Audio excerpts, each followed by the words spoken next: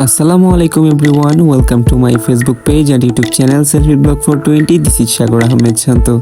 তো গাইস আজকে দৌড়ে দৌড়ে চলে যাচ্ছি যে অর্ডারটা রিসিভ করতে হবে। আর বারবারই বলি আমি যে এই পোলটা আপনারা খুবই সাবধানতার সহিত পার হবেন, কারণ খুবই বিপজ্জনক একটা পোল। তো আজকে গাইস লেট হয়ে গেছে অনেকটা। সো আমাকে ভাইয়া অনেকবার ফোন দিছে পার্সোনালি, যেহেতু অ্যাড আছে হোয়াটসঅ্যাপে, পার্সোনালি ফোন দিছে। তো এসে দেখি ভাইয়া দাঁড়ায় আছে।